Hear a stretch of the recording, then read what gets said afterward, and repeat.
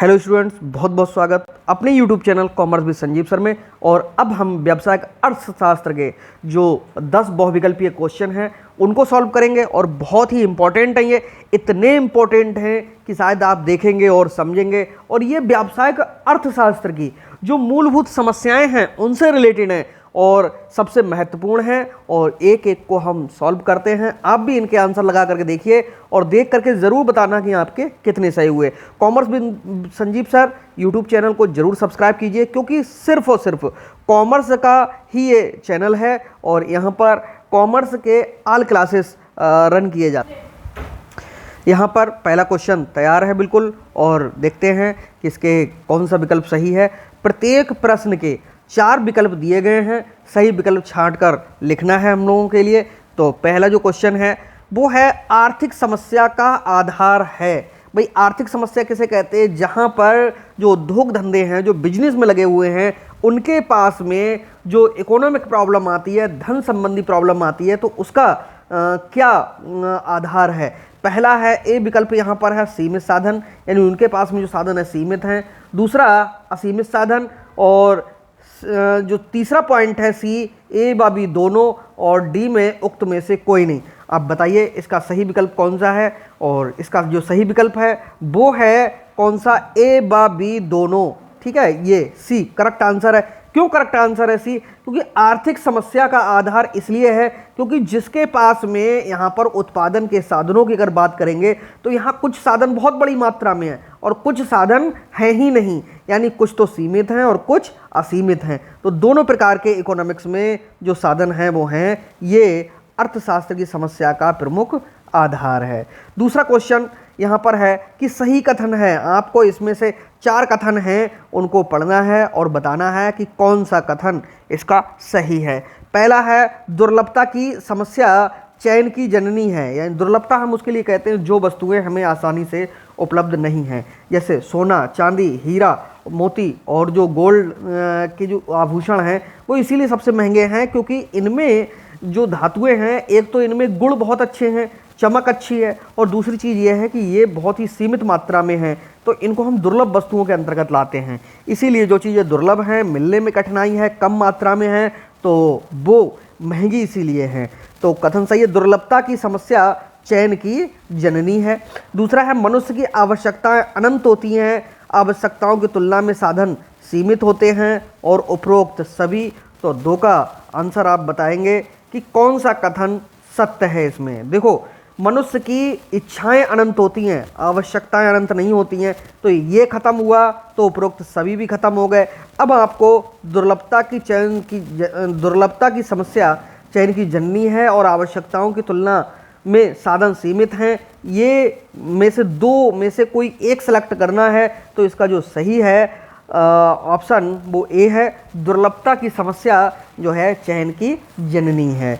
Next है अगला तीसरा क्वेश्चन, केंद्रीय समस्याओं की जननी है। केंद्रीय समस्याएं कौन कौन सी हैं और उनकी जो जननी है वो किसे बताया गया है?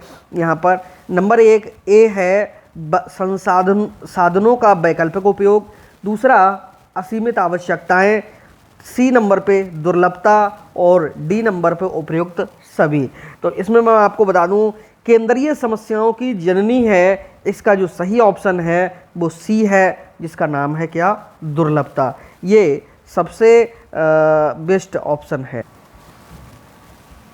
अगला क्वेश्चन है और इसको देखते हैं कि सैमुअल्सन ने अर्थव्यवस्था में साधनों के आवंटन की कितनी मौलिक समस्याएं बताई हैं?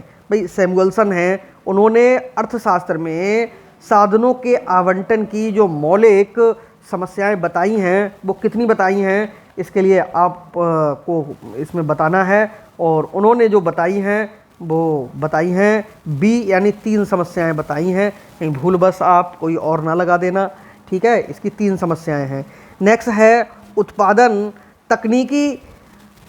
की तकनीकी होती है, कैसी होती है? श्रम प्रधान होती है। भाई उत्पादन करेंगे तो श्रम प्रधान और पूंजी प्रधान, और ए बी दोनों, और डी उक्त में से कोई नहीं। तो मैं आपको बता दूं, उत्पादन तब तक नहीं हो सकता जब तक 5 साधन ना मिलें। कौन से? भूमि, पूंजी, श्रम, साहस और संगठन। तो यहाँ पर मैं आपको बता दूं कि जो 6 क्वेश्चन है उसमें श्रम और पूंजी दोनों के ऑप्शन दिए हुए, इसीलिए उक्त ए और बी दोनों, यानी सी ऑप्शन इसका सही है। अगला क्वेश्चन है 7वें नंबर पे, दुर्लभ साधन की मांग व पूर्ति में संबंध होता है। भाई मांग और पूर्ति का जो संबंध है इंपॉर्टेंट है, और ये मांग और पूर्ति के द्वारा ही कीमत का निर्धारण होता है। तो दुर्लभ साधन की बात कर रहे हैं तो मांग इनकी पूर्ति से अधिक होती है, पहला ऑप्शन ही इसका ठीक है। मांग इनकी पूर्ति से कम होती है, ऐसा नहीं है। अगर मांग कम होगी तो संबंध नहीं बन पाएगा। मांग व पूर्ति समान नहीं होती है, उक्त में से कोई नहीं भी नहीं है, ये पहला ही ए ऑप्शन इसका करेक्ट है। आर्थिक प्रणाली मुख्य रूप से कितने प्रकार की होती है, ये इंपॉर्टेंट है। आर्थिक प्रणाली को कई बार पूछा गया है। आर्थिक प्रणाली मुख्य रूप से कितने प्रकार की होती है, क्वेश्चन नंबर 8 का जो सही आंसर है वो आपको देना है। तो ये होती है 3 प्रकार की, ठीक है। इसका करेक्ट आंसर कितना है, बी यानी 3 है। नेक्स्ट है 9वां क्वेश्चन, उत्पादन और उपभोग वस्तुओं के संयोग को प्रदर्शित करने वाले वक्र हैं। बहुत इंपॉर्टेंट है, थोड़ा सा हाईलाइट भी कर दिया है आंसर के लिए। यही है, इसी को हम कहते हैं उत्पादन संभावना वक्र। उत्पादन और उपभोग वस्तुओं के संयोग को जो प्रदर्शित करने वाला वक्र है वो ना तो हमारा समोत्पाद वक्र है और ना हमारा तटस्थता वक्र है, ना पूर्ति वक्र है, वो है उत्पादन संभावना वक्र। यानी 9 क्वेश्चन का आपको डी सही करना है। ओके, अगला क्वेश्चन 10वां क्वेश्चन, आर्थिक विकास होने पर उत्पादन संभावना वक्र क्या होते हैं। आर्थिक विकास होने पर उत्पादन संभावना वक्र अपरिवर्तित रहता है, मूल बिंदु की ओर खिसक जाता है, मूल बिंदु से दूर खिसक जाता है। उक्त सभी सही है, तो भाई सभी तो सही नहीं है क्योंकि अपरिवर्तित नहीं रहता है, मूल बिंदु की ओर खिसक जाता है ऐसा भी नहीं है, मूल बिंदु से दूर खिसक जाता है, यही इसका करेक्ट आंसर है। तो इसका जो सही आंसर होगा वो कौन सा होगा, सी होगा। C is the correct answer. Okay, और अगला है 11वां क्वेश्चन, और 11वें क्वेश्चन में कह रहा उत्पादन संभावना वक्र में घुमाव उत्पन्न होने का प्रमुख कारण है या कारण है। क्या कारण है भाई घुमाव होने का, पहला है साधनों में परिवर्तन, दूसरा है तकनीकी में परिवर्तन, तीसरा है उक्त ए और बी दोनों, और अगला है कि उक्त में से कोई नहीं। तो आपके अनुसार इसका कौन सा आंसर होगा 11 का। तो 11 का करेक्ट आंसर है, देखो साधनों में परिवर्तन से भी और तकनीकी में परिवर्तन से भी, ठीक है।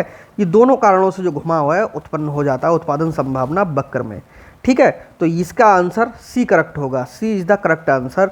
तो सी वाला सही है, ए और बी दोनों। तो ये 11 क्वेश्चन थे, और 11 क्वेश्चन सब इम्पोर्टेंट थे, एग्जाम में जब भी मिलेगा तो इन्हीं से मिलेगा। तो इसको वीडियो को आप लाइक कर दीजिएगा, कमेंट जरूर कीजिएगा कि ये क्वेश्चन आपको कैसे लग रहे हैं, जिससे हम आगे के और क्वेश्चन आपके लिए सेंड करके पसंद आते हैं तो आए का हम और इसी तरह से क्वेश्चन अल्टरनेटिव में देते रहेंगे। और बाकी तो हमारे जो मेन क्लासेस हैं वो तो चल ही रहे हैं, आप प्लेलिस्ट में जाइए और वहाँ से पूरा देख लीजिएगा। तो मिलते हैं नेक्स्ट वीडियो में, तब तक के लिए बाय बाय।